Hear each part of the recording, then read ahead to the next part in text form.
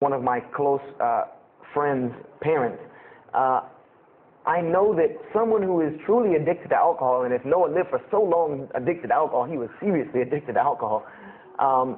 It is hard for someone addicted to alcohol to hold down a 9-to-5 job working at McDonald's flipping hamburgers, much less construct an ark to save humanity from a flood that's never happened. So that stopped me for a moment in my tracks, and I said, Noah is an alcoholic, you know, and it bothered me for a minute because I said, things started popping in my mind like, if Noah was a drunkard, how did he know God was talking to him? Because, I've seen some people, the alcoholics, you were just asleep in my dog's food bowl the other night drooling, and now you're telling me you were talking to God last night. To rationally, that would not make sense to me. That's like, an alcoholic on the street coming to you and tell you God's talking to him. He has this would give this man no validity. This man has no validity with anyone. So I didn't pay it too much attention. It caught me, but I said, you know what? I'm going to keep going, because there's one thing that you don't do in Christianity, and I'll tell you what it is in a minute when I started doing it. Then I came across the story of Lot, or Lut alayhi salam. And we all know the story of Sodom and Gomorrah in these stories, but there's another very twisted story in the Bible about Lot and his daughters. There's a story of Lot and his daughters in the Bible that says his daughters got him drunk one night and seduced him and committed incest with him. A'udhu billah. This is the Bible. This is one of the Bible portrayals of the prophets of God. The person who saved his family from Sodom and Gomorrah. This is the story that is in the Bible. So I'm catching myself again like, oh, this is becoming a really bad habit that I'm seeing. This is becoming a bad recurrence that I'm seeing over and over again in this Bible. So, after that I started, speeding through some of the other mumbo jumbo to get to more of these prophet stories. And I got to the story, there are others, and there are some stories in the Bible that are not PG rated, period. They're not rated for talking anywhere. You would need an 18 and up ID card to be able for me to even tell you these stories. So the one that intrigued me, that caught my attention the most, was of my most beloved story in the Bible, and that was of David and Goliath. That was my most intriguing story to me, because not only was, it said that in the Bible that David was a very small man and Goliath was a very big man, and that was appealing to me because I've always been very short, and as a kid I was really short. So, I said this was a very beautiful story to me, just in its prose and in its concept of overcoming. And so I started to read about David. And there are very beautiful stories about David in the Bible. There are indeed. But there is one story about David in the Bible that shocked me to my core. And it's a story about three people. There's three people in this drama: David, Bathsheba, and Uriah. And it says that David saw this woman named Bathsheba, and she was one of the most beautiful women of her time. And she happened to be married to one of the commanders of his army named Uriah. But David on this day decided that he was not able to resist his temptation to be with this woman Bathsheba, so he did. And he committed adultery with her. And knowing that he did this, the way that he decided to cover it up was he sent a letter to the generals of his army saying that when the battle was fierce, for everyone to pull back and abandon Uriah so that he would be killed, and when he dies, then he could have Bathsheba, no harm, no foul. So David went from being the slayer of Goliath, the hero for man, to an adulterer, a plotter, and a murderer.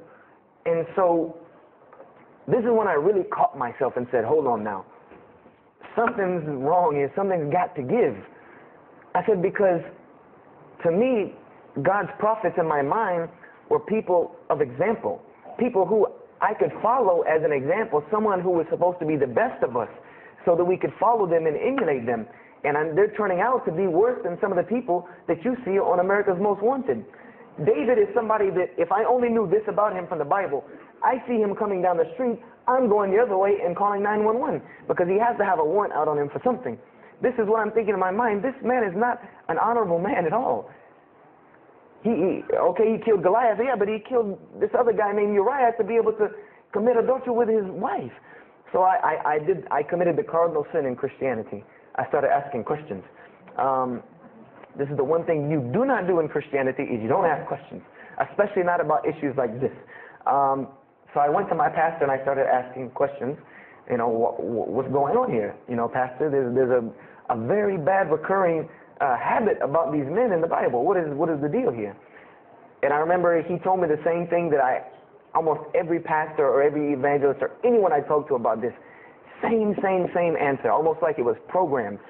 They would put their hand on my shoulder and say, Brother Joshua, don't let a little bit of knowledge wreck your faith, because you're not justified by knowledge, you're justified by faith. And they would quote me verses like, lean not on understanding, you know, Paul's, we're justified by faith in Jesus Christ. You know, they would quote this whole line of things to me like it was already pre-programmed, that they programmed in pastor school that people are going to ask you questions and here's the answer. So, you know, I said to myself, you know, I don't know, Pastor, you know, this just seems kind of odd. He said, let me tell you something. What you're reading is the Old Testament referring to God's covenant with the children of Israel. And they were a different people, a very stubborn, crazy people. So why don't you move on to the New Testament? In the New Testament, you'll find the new covenant that we're under with Jesus Christ, and I promise you things will change and be better. I said, okay, perfect. So I went ahead and finished and got to Malachi and then started with the New Testament. So I opened the doors and I said, here we go. You know, let's start all over again. But there were a few things that I had learned from the Old Testament that I wanted to keep in mind when I started to read the New Testament. I learned, number one, that God was one in a unique sense. This is what I learned from the Old Testament, that God was one in a singular, unique sense. This is over and over and over and over very clearly in the Bible. God's nature is one. This is so clear through the Old Testament. And that he was very jealous about his worship. And every single time the children of Israel would turn to something else other than him, he would punish them and restrict their lifestyle. This is something that I learned. And it kind of, the similitude to me with how God dealt with the children of Israel was, and I hate to use this stark contrast, but it's almost as if one of us went out, God forbid, I hope not, and let's say we went out here and robbed a bank. You rob a bank, you're going to jail for a long time. And every day when you wake up, do you think that jail is going to look like the Hilton at LAX?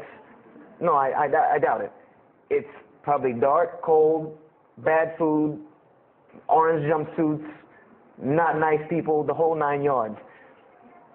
And the reason why this is, and I know this now from studying psychology, is that this is supposed to be a stark reminder every single day when this person wakes up that you are in jail.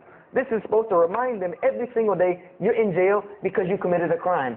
And we run this, not you. This is the message that is being portrayed to this person in jail. So when the children of Israel kept rebelling against God, he restricted their lifestyle. If you study Judaic law now, it is some of the most strict religious law you can find. All of the good things that we enjoy as Muslims, even when it comes to dietary laws, like the good parts of the meat that we are allowed to eat, they can't have these things. These are things that are restricted from them. Why? Because God, Allah, wanted to remind them every day that I am Allah. I am your God. You will worship me. I run this, not you. And I understood this from reading the Old Testament. This is a concept I had come across. So I started with the New Testament, Matthew, Mark, Luke, and John. And one other thing that I did when I started to read the Bible was, if you go to Barnes & Noble, let's say you go to Barnes & Noble and you take a book off the shelf, what is usually the first thing you look at? The title. Then the next thing, the author. You want to know the title and the author. What is the name of the book? Who wrote it? And if you do this test with every single book of the Bible, you get a title and no author. Author unknown. Or author is appears to be so-and-so, or we derive that so-and-so possibly written this.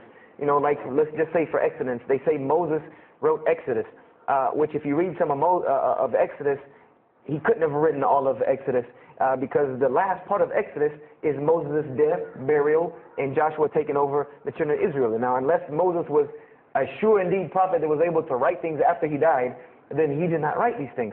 And so when you go to Matthew, Mark, Luke, and John, I wanted to know Matthew who, Mark who, Luke who, John who, because it's called the Gospel according to Matthew. The bad thing is that no one knows. No one knows because no one pinned their name down to these things. No Bible scholar in his right mind will tell you that we know for sure Matthew so-and-so wrote this, Mark so-and-so wrote this, Luke so-and-so wrote this, John so-and-so wrote this. It's factual information that we do not know who wrote these. So I was intrigued. I'm like, that doesn't, why would somebody write this book that's supposed to be passed down over generations and people are supposed to, this is the inspired word of God to guide mankind, and nobody decided to pin down who wrote it. But anyway, I started to read it, and I started to notice things about the teachings of Jesus Christ.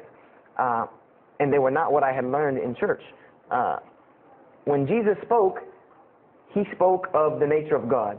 And when he spoke of the nature of God, it was the same nature of God that I found in the Old Testament. Jesus said many times that God is one. God is unique. He would even quote from the Hebrew Scriptures. Hear, O Israel, the Lord your God is but one.